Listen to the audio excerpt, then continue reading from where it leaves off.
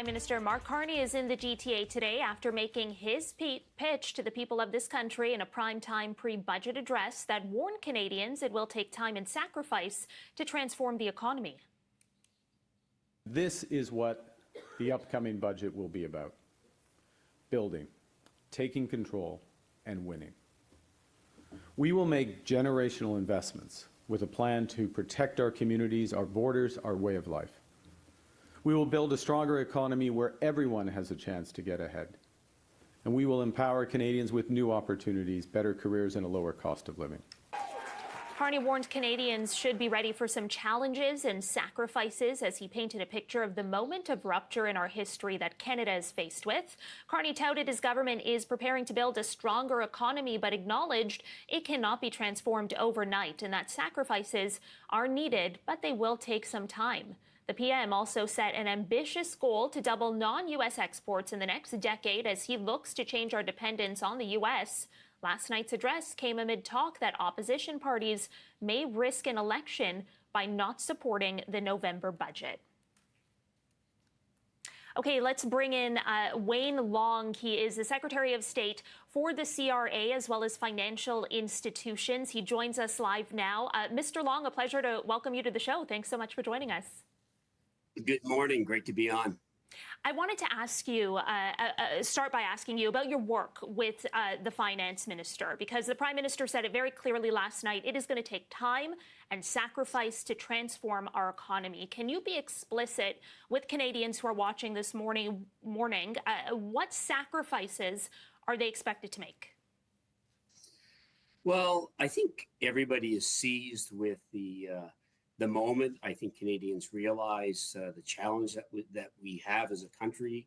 I think that we're certainly at great risk with our relationship with the United States. That being said, we also have great opportunity, and we need to invest in ourselves. We need to certainly, as we say, spend less so we can invest more in our country. We're at a critical juncture. I think this budget will be generational for us. We need to invest in ourselves, and certainly we've done a lot of pre-budget consultations from coast to coast to coast and talked to sectors from energy to aerospace to defense.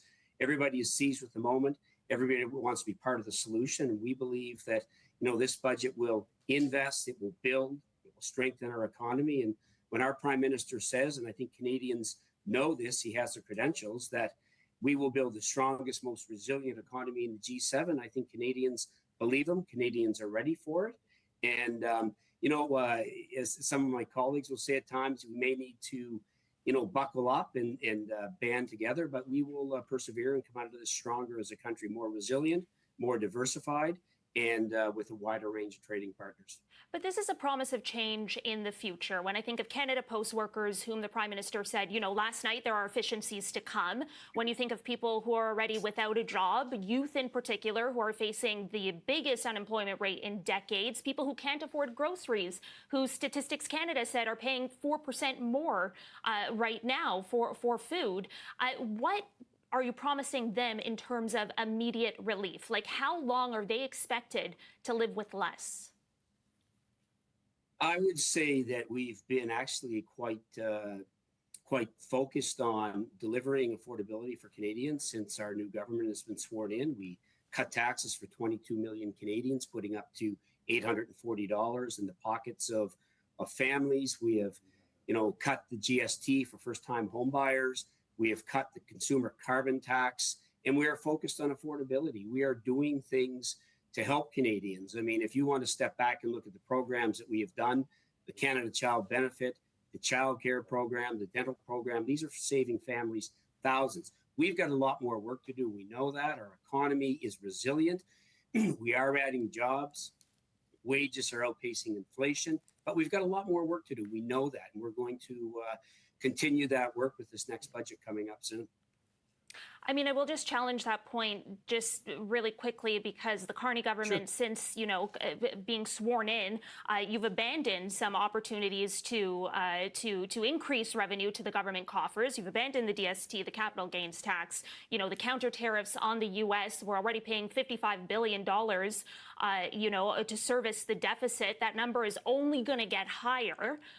So I suppose, What do you tell, what reassurance can you give Canadians? I mean, if this was a Conservative government in power telling Canadians you're going to have to make sacrifices, would your constituents not be concerned about, oh no, what programs I rely on are going to be cut, and how long am I expected to live with less until we can actually achieve that promise you're putting on the table?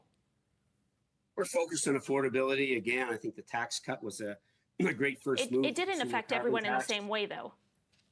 It didn't affect everyone in the same way, but I mean, I think if Canadians want to step back and look at who is better to manage an economy, you have a world-class economic business leader versus Pierre Poilievre, who really hasn't had a job outside of Parliament.